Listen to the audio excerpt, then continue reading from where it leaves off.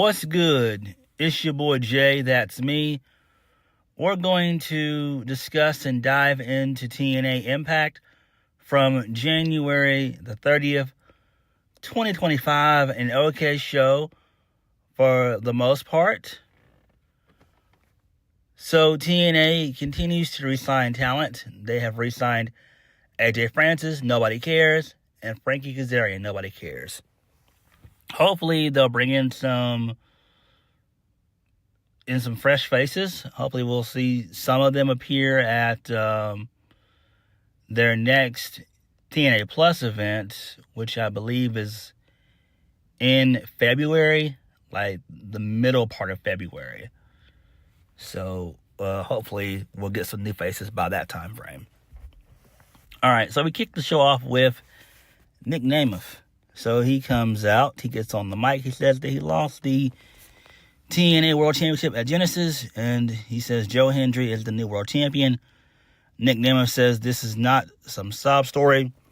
So Nic Nemeth's younger brother, Ryan, his sorry ass comes out there. He says that his brother is not happy with what happened at Genesis. Ryan says that his brother got robbed. He says that 2025 will be the year, will be Nick's year, and Joe Hendry is a fraud.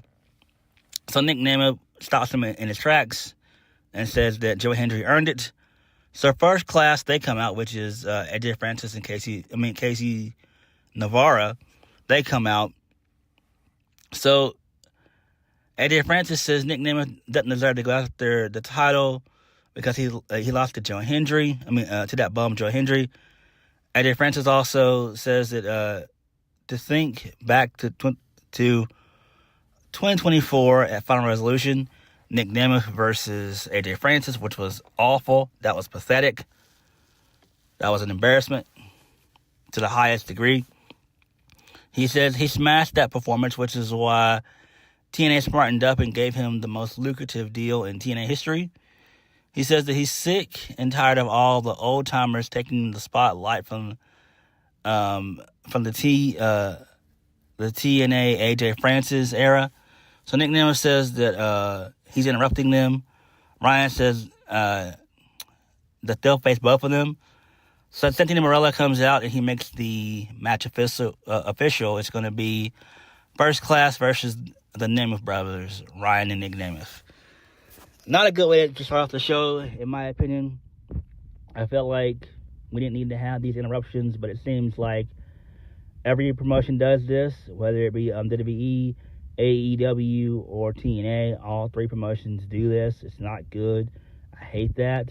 It's lame, and it's actually a waste of time, if we're being honest. Nic Nemeth should have used this time to say, that he's going to go after the world title, which he said during the promo. But I'm still trying to think: are they going to turn Nic Nemeth heel?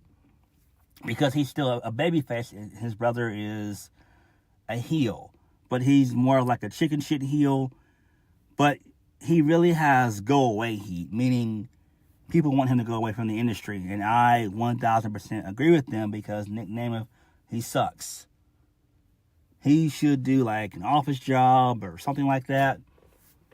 But pro wrestling, stay out of that realm, bro. That is not your strong suit at all, period. So it is what it is. But hopefully Nic Nemeth does turn heel. He needs to. He's been babyface since his debut when he came in 2023 when he came in. No, when he came in 2024, last year. My bad. He came in January of last year. So I think it is time for him to turn heel. Nic Nemeth has done some of his best work as a heel when he was in WWE. That's always when he's at his best. So hopefully we do see a heel turn at some point. Because I do think that they're probably going to have another match between Nic Nemeth and Joe Hendry, probably at Rebellion. So I don't expect for Joe Hendry to have a long title reign. I just don't. They might give him the belt. I mean, they might let him hold the belt for at least a good 2 to 3 months. So if he loses that Rebellion, he'd have been champion for about 3.5 months, which is fine. That makes sense. So we'll have to wait and see. Moving on. So Gia Miller, she's backstage with Ariana Grace. So Tessa Blanchard, she rolls up and she shows up. So Ariana Grace immediately introduces herself. She says they're on the same team. Tessa Blanchard says that she got everything handed to her by her father, unlike her, who worked hard to get everything. Talking about herself. I'm talking about Santina Marella. So Ariana Grace walks away, and then Tessa, she chases off Gia Miller. This is fine. This makes sense. But what's the game plan for Tessa now that she has, defeated Jordynne Grace, and Jordynne Grace is going to more than likely be in WWE. More than likely she'll be at the Royal Rumble this weekend. So my thing is, are we going to have Are we going to have Tessa Blanchard go after Masha Slamovich? Like, is that going to happen at Rebellion? Or are we going to wait until Slammiversary? Me personally, if I had the pen, and if I was booking TNA, I would actually hold off until Slammiversary. So, because you want to give Masha a real dominant title reign as champion, and then she does lose to somebody who is on her level.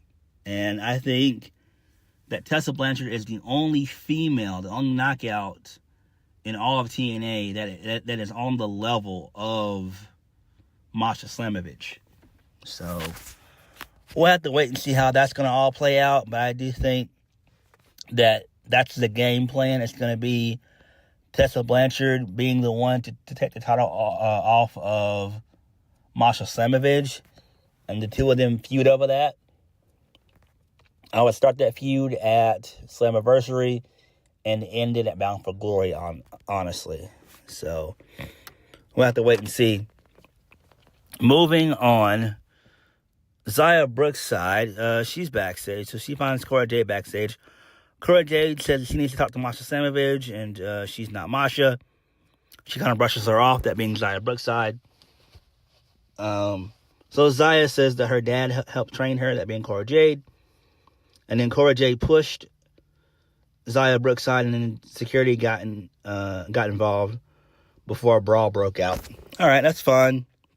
This leads us into the first match of the night. Cora Jade defeats a jobber by the name of Hyun. She wins to be the gated for the 1-2-3. Post-match, Cora Jade beats up the jobber. Xia Brookside comes down to make the save. And Cora Jade attacks Xia Brookside from behind. Takes her out. And then Masha Slamovich shows up and Cora Jade flees. So this is fine. This actually does make sense.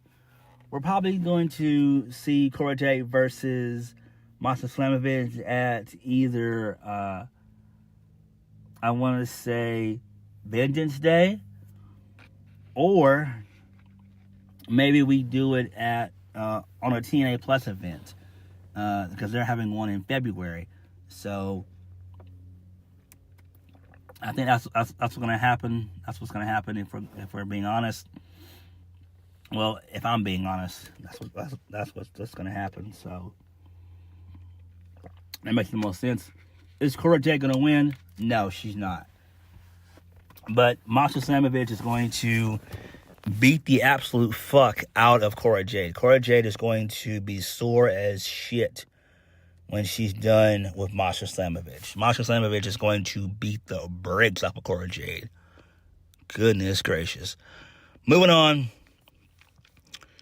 So, Gia Miller, she's backstage with Wes Lee and Tyriek and Tyson. So Wes Lee says the way that Zachary Winston and Trey McGill are going after the NXT Tag Team Championship shows that they're not aligned. Wes Lee says he's going after the NXT Championship, and the Tag Team my bad. And the tag team championships are reserved for the other two individuals. He says he's going to take out Ace Austin tonight. So I do like this. Is a really good promo. Wes Lee being NXT champion, to me, that seems kind of believable, but he would only be like a transitional champion, if we're being honest. I wouldn't see him being champion no more than about 3 months, if that. So, there's that. Moving on. So, Santino Marella, he's backstage with the George Iceman, the personal concierge, along with Ash and Heather by Elegance. So, the concierge says that Ash and Heather were robbed at Genesis, and says that the legal member of Spitfire didn't get the win. He says Ash got the win over Danny Luna, so they should be the Knockouts World Champions. So Santana says next week there's going to be a Knockouts Battle Royal, and both of them are going to be in the match. So Spitfire comes in, and Santino says they're in the match too, and then both teams get into a shouting match. And I think the winner of that will get a shot at Masha. So that's fine. I mean, is it that important? Hell no. Not really. Moving on. So, I wanted to saw my fucking television in half because Brian Myers appeared. Brian Myers defeats Leon Slater. Leon Slater is TNA's version of Javon Evans, basically. That's who he reminds me of. I think that he would fit perfectly into NXT if Leon Slater was there for a while. I think that would be great. Shawn Michaels could give him a gimmick and really good character. So, there's that. And plus, him and Javon Evans are the same age. So, there's also that. But again, I don't give a single fuck about the system. Like, fuck them. They suck. So, Brian Myers wins. Who cares? Moving on. So, Mance Warner, he's backstage with Steph DeLander. And Steph says that she's happy and that he's here. And she won the digital media title in the divorce. Mance says they're here and this is their goal and no one's stopping them. So, Sami Callihan then beats up Mance from behind. He beats the shit out of him, and he says that he'll kill him. Okay, that's fine, I guess. Do I care about this shit? Nah, it's alright. I have to wait and see how it all turns out. Okay. Moving on. So, Leon Slater, he's backstage. Frankie Kazarian walks up. He talks about Leon's loss and says, once again, he offers him to be his mentor. Leon says he took the L because the system cheated just like Frankie Kazarian cheated. Moose says tonight was a test and he passed. He says no one wants to carry a trophy, but he could carry their bags, and maybe he can carry a ring. So the Hardy Boys, they show up. Matt Hardy says Leon has star written all over him from head to toe, and next week they'll gladly stand next to him. So this is going to lead into a 6-man tag. Okay, this is fine, I guess. I don't really give a single fuck about this, though.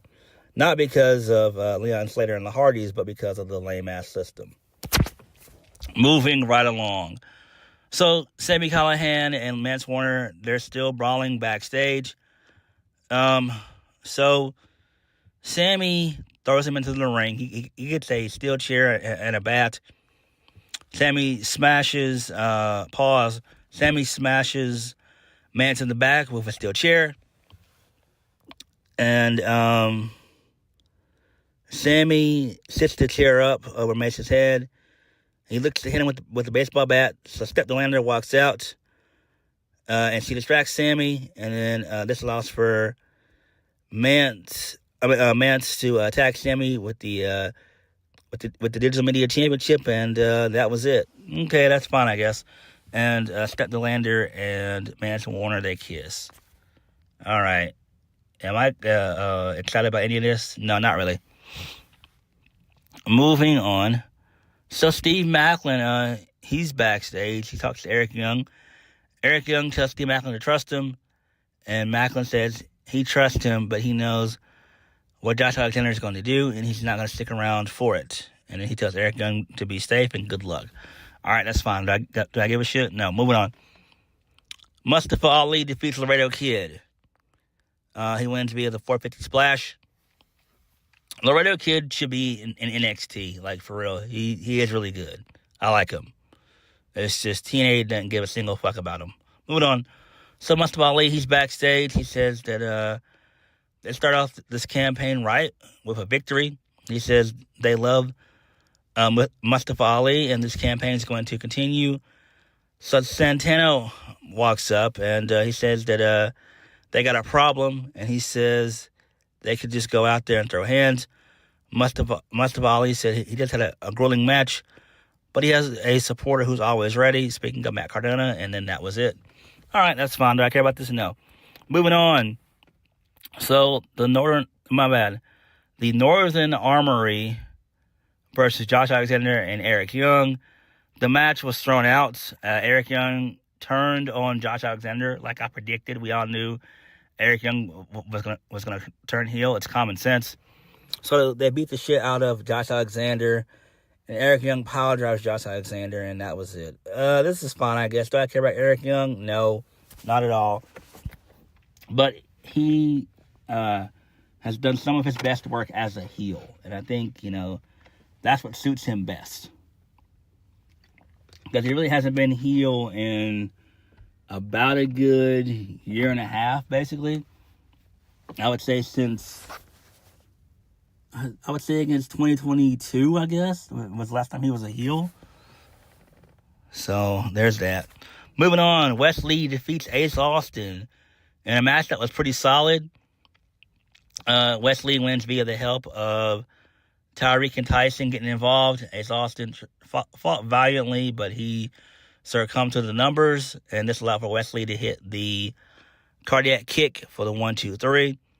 Ace Austin is another guy who belongs in NXT. I would love to see him in the North American title picture. I think that would be great. That'd be really good stuff there. But Ace Austin, he deserves to be in NXT. The guy is super fucking good. Moving on. So this leads us into Joe Hendry. He had a segment. So Joe Hendry says, say his name and he appears. Joe Hendry begins as always. He talks about how he's unsure who will emerge as his first title challenger.